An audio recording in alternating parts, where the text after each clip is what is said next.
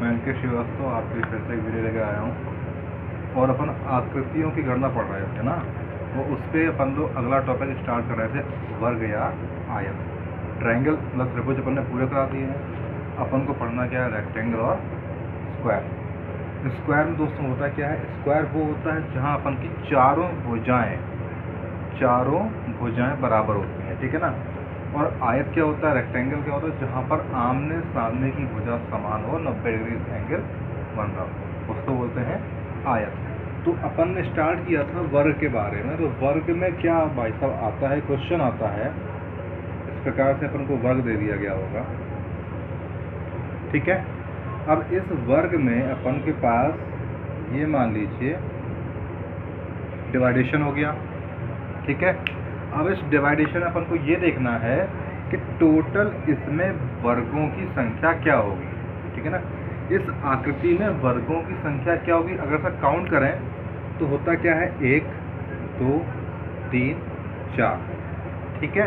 ये छोटे छोटे और एक बड़ा वाला टोटल मिला के अपने पास आ गया 5, ठीक है। तो इस स्क्वायर में अपने पास टोटल स्क्वायर्स की संख्या कितनी है, 5। अब लेकिन इसको सर और शॉर्ट ट्रिक से कैसे निकालेंगे, आता ना कि सर अगर अभी तो ये छोटा है भाई, छोटा फिगर बाय द वे अपने पास फिगर यूँ दे दिया है, मान लीजिए इस प्रकार से कोई दे दिया गया।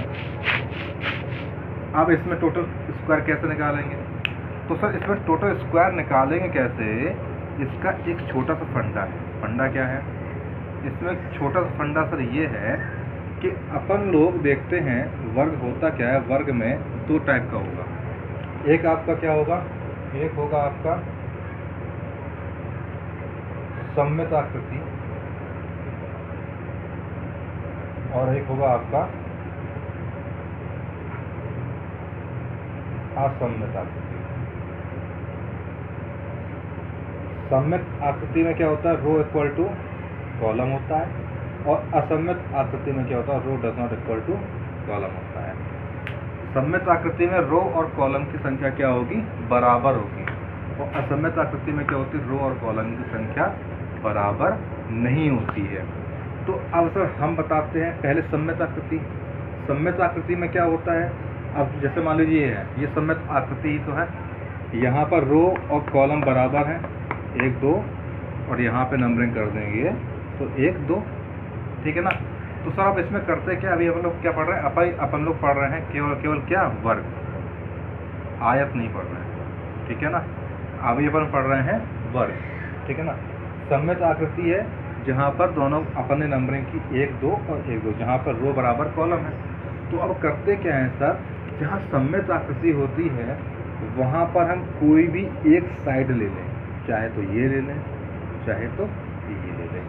अगर हम कोई भी एक साइड लेते हैं तो हम लोग स्टार्ट करते हैं 2 का स्क्वायर, फिर उसके पहले वाले का स्क्वायर कर देते हैं, क्योंकि हम स्क्वायर पढ़ रहे हैं, ठीक है ना। 2 का स्क्वायर होता है 4, 1 का स्क्वायर होता है 1, टोटल अपने पास आगे काउंटिंग करके 5, जहाँ पर क्या है, सममित आकृति है। इसका एक छोटा सा एग्जाम्पल और दिखाते हैं, सममित आकृति में एक छोटा सा एग्जाम्पल और दिखाते हैं। छोटा सा एग्जाम्पल क्या है, मान लीजिए आपके पास एक फिर से एक फिगर दे दिया, ठीक है।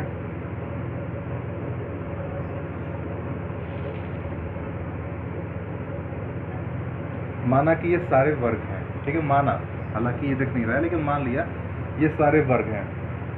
हम लोग पढ़ रहे हैं सममित आकृति, तो हमने क्या कर दिया सर, 1 2 3 1 2 3, ठीक है ना। क्या कहा था, लास्ट का स्क्वायर, 3 का स्क्वायर, फिर एक इसका स्क्वायर, लास्ट में इसका। जब अपन ने ये निकाला तो ये आ गया सर 9, ये आ गया सर 4, और ये आ गया सर 1। टोटल अपने पास नंबर जो है वो है कितने, 14। तो इस पूरी आकृति में वर्गों की संख्या जो निकल के आती है वो होती है क्या, 14। क्या होती है, 14। अब हम लोग फिर से एक बार देख लेते हैं कि इसमें टोटल अपने पास वर्गों की संख्या निकल के आती है 14, ठीक है ना। अब इसमें एक चीज़ और देखते हैं, अब एक देखते हैं अपन असममित आकृति। ठीक है ना। अब अपन क्या देखते हैं, एक असम्मित आकृति। असम्मित आकृति में क्या होगा sir, row does not equal to column. हो गया sir, row does not equal to column हो गया सर। यहाँ पर 1 2 3, यहाँ पर केवल 1 और 2।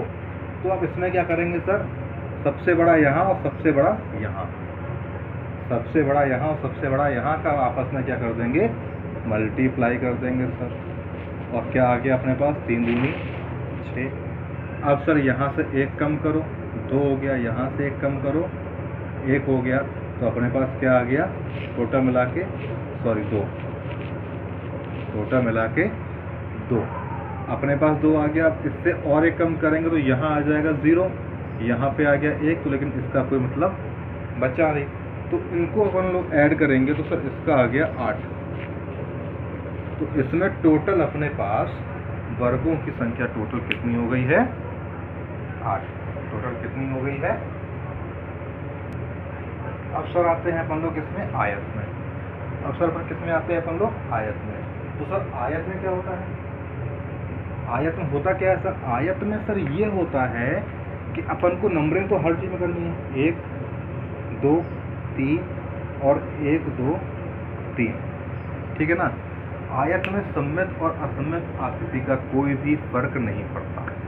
आयत में सममित और असममित आकृति का कोई भी फर्क नहीं पड़ता।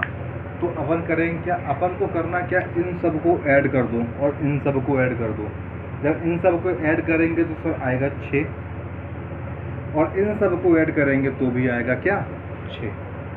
इन सब को ऐड किया आया हमारे पास 6, इन सब को ऐड किया आया हमारे पास 6। अब क्या करना है, तो ये 6 और इस 6 को आपस में कर दो मल्टीप्लाई, आगे आपके पास 36।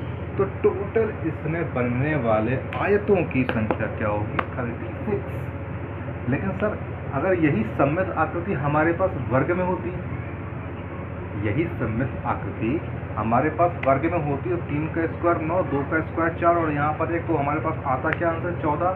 यहाँ पर सर 36 कैसे, क्योंकि सर एक छोटा सा नोट है। नोट क्या है, सभी वर्ग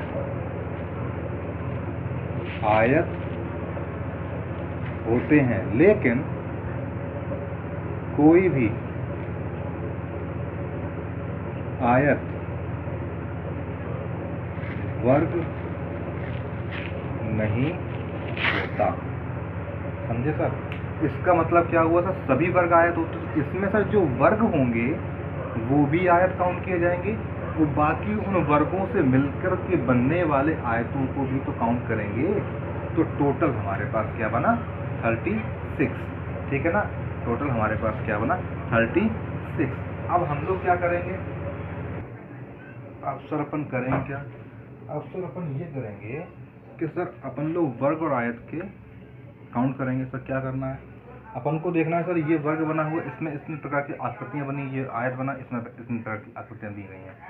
आयत काउंट करते हैं। आयत में क्या है सर, 1 2 2 3, इनको ऐड किया 6, इनको ऐड किया 3, ठीक।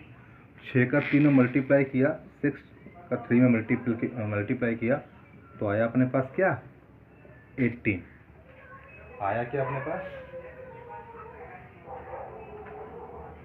आया क्या अपने पास, 18, ठीक है ना।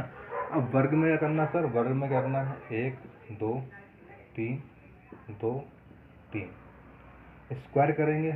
आया था क्या, 3 का स्क्वायर 9, 2 का स्क्वायर 4, 1 का स्क्वायर, इसमें आ गया आपके पास 14 आया था।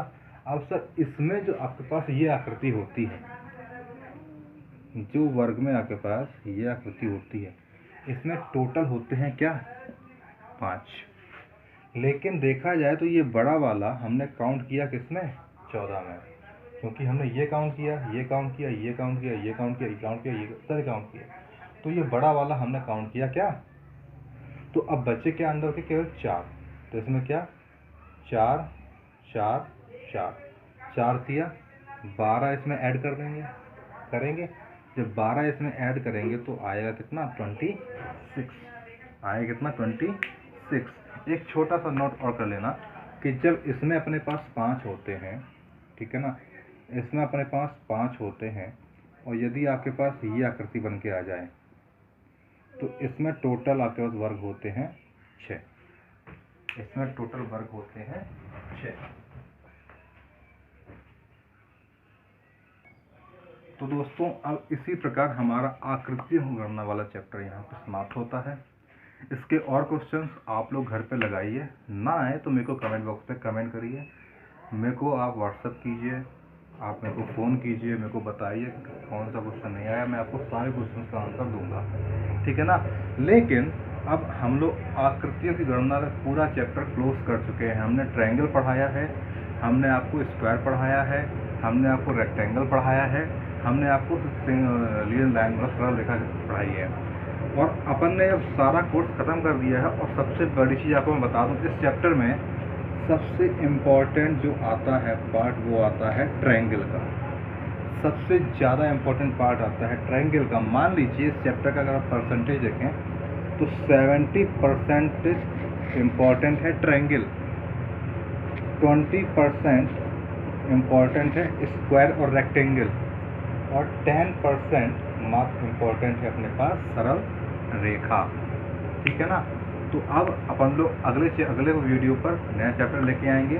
तब तक आप लोग घर पे रहिए, सावधान रहिए, सतर्क रहिए, और हाँ, कोरोना वायरस से बचने के सारे उपाय और नियम फॉलो कीजिए, क्योंकि हमारा देश इसमें बहुत मुश्किल स्थिति में है।